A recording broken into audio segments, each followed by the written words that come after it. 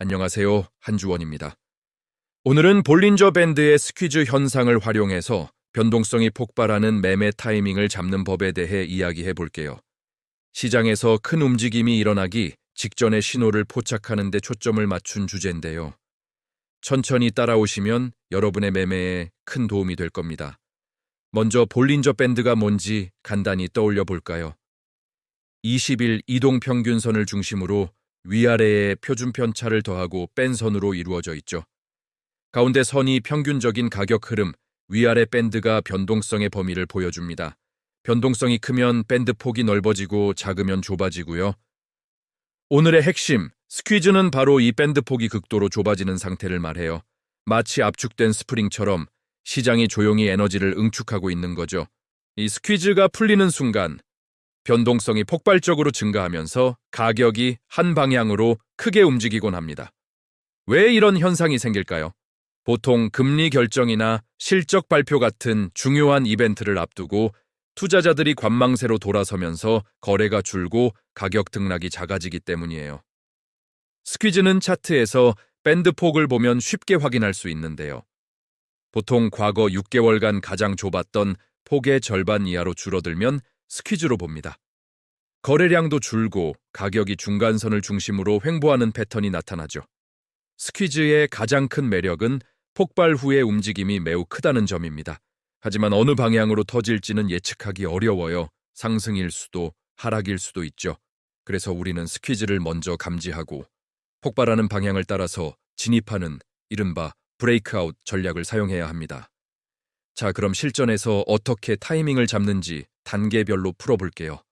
먼저 차트에 볼린저 밴드를 띄우고 밴드 폭 지표를 추가하세요. 이 폭이 점점 좁아지다가 평소의 50% 이하로 떨어지면 주목해야 합니다. 동시에 거래량이 줄고 RSI 같은 보조 지표가 40에서 60 사이 중립권에 머무는지 확인하면 신뢰도를 더 높일 수 있어요. 스퀴즈 기간은 보통 4주에서 8주 정도지만 때로는 2, 3개월 이어지기도 합니다. 인내심이 필요하죠. 스퀴즈가 끝나는 신호는 밴드 폭이 갑자기 넓어지면서 가격이 상단이나 하단 밴드를 강하게 돌파하는 거예요. 바로 이 순간이 우리가 기다리던 매매 타이밍입니다. 이제 매수 타이밍, 즉 상향 폭발 전략부터 자세히 알아볼게요. 첫 번째, 기본 브레이크아웃 매수 전략입니다. 스퀴즈를 확인한 후 가격이 상단 밴드를 종가 기준으로 확실히 뚫고 올라가는 순간 진입하는 거예요. 이때 가장 중요한 건 거래량입니다. 직전 20일 평균 거래량의 1.5배 이상 폭발적으로 늘어나야 진짜 매수 세력이 들어왔다는 신호로 볼 수 있어요.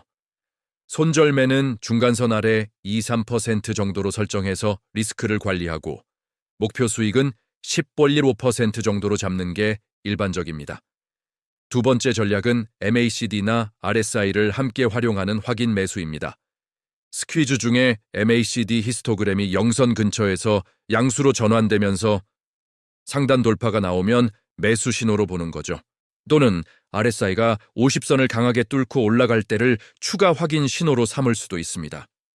이렇게 하면 상단을 뚫는 척하다가 바로 내려오는 거짓 돌파를 피하는 데 도움이 됩니다. 세 번째는 풀백 후 재돌파 매수 전략입니다.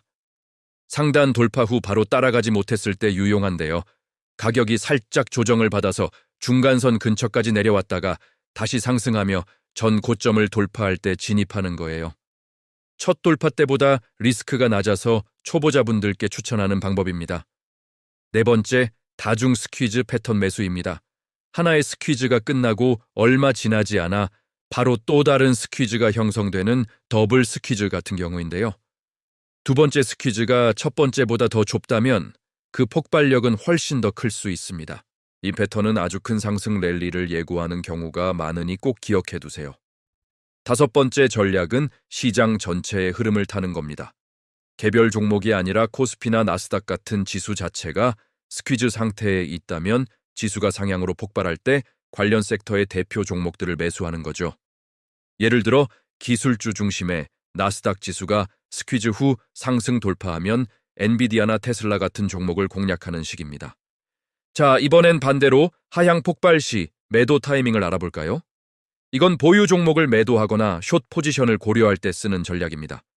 첫 번째, 기본 브레이크다운 매도입니다. 스퀴즈 이후 가격이 하단 밴드를 종가 기준으로 이탈하면 보유 포지션을 청산하는 거죠. 이때도 거래량 증가가 동반된다면 강한 하락 신호로 볼 수 있습니다. 두 번째는 실패한 상향 돌파 후 매도입니다. 상단 돌파를 시도하다가 실패하고 방향을 틀어 하단 밴드를 깨고 내려가는 페이크아웃 패턴인데요. 이런 속임수 패턴 이후에는 아주 큰 하락이 나오는 경우가 많습니다. 세 번째는 과매수 후 스퀴즈 매도입니다. 꾸준히 상승하던 종목이 고점에서 스퀴즈를 형성하고 RSI가 70 이상 과매수 구간에 있을 때 하단 밴드를 이탈하면 강력한 매도 신호입니다. 상승 추세의 꼭지를 잡는 데 유용한 전략이죠. 네 번째, 밴드 워크다운 매도입니다.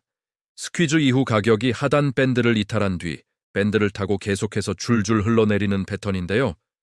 변동성 확대가 지속되는 한 포지션을 유지하며 수익을 극대화하는 전략입니다. 다섯 번째는 시장 전체 스퀴즈 후 매도입니다. 지수가 스퀴즈 후 하향 폭발한다면 개별 종목들도 따라서 매도 압력을 받을 가능성이 높습니다. 큰 하락장의 신호로 해석할 수 있죠. 이 전략들을 사용할 때 몇 가지 주의할 점이 있습니다. 스퀴즈 자체는 방향을 알려주지 않으니 항상 양방향 시나리오를 모두 준비해야 합니다. 그리고 거짓 신호를 걸러내기 위해 거래량이나 다른 보조지표를 반드시 함께 확인하세요. 스퀴즈가 3개월 이상 너무 길어지면 에너지가 소멸되어 실패할 수도 있으니 이럴 땐 관망하는 편이 낫습니다. 마지막으로 고급 팁 몇 가지를 더 드릴게요. 첫째, 다중 타임프레임을 활용하세요. 일봉 차트에서 스퀴즈가 나타났을 때 주봉 차트에서도 비슷한 흐름이 확인된다면 그 신호는 훨씬 더 강력합니다. 둘째, FOMC 회의나 기업 실적 발표 같은 주요 뉴스 이벤트를 활용하세요. 스퀴즈가 진행 중일 때 이런 이벤트는 변동성 폭발의 기폭제가 될 수 있습니다. 셋째, 무엇보다 감정 통제가 중요합니다. 스퀴즈가 길어진다고 조급해서 미리 진입하지 마세요. 명확한 돌파 신호가 나올 때까지 기다리는 인내가 성공의 열쇠입니다. 그리고 항상 손절 원칙을 철저히 지키세요. 실제 사례를 보면 스퀴즈의 힘을 더 잘 이해할 수 있습니다. 2020년 코로나 사태 초기 S&P 500 지수는 극심한 스퀴즈 이후 상향으로 폭발하며 엄청난 상승 랠리를 보였습니다. 반대로 2022년 인플레이션 공포가 확산될 때는 스퀴즈 이후 하향으로 폭발하며 20% 넘게 하락했죠. 비트코인 역시 2021년 스퀴즈 이후 2배 넘게 급등하는 모습을 보여줬습니다. 여러분, 오늘 볼린저 밴드 스퀴즈를 활용한 매매 타이밍 잡는 법에 대해 자세히 알아봤습니다. 이 내용이 여러분의 매매 실력을 한 단계 끌어올리는 데 도움이 되길 바랍니다. 이제 직접 차트를 열고 실제 종목에 적용해 보면서 여러분의 것으로 만들어 보세요. 제공된 강의 내용을 바탕으로 열심히 공부해 보시기 바랍니다. 감사합니다.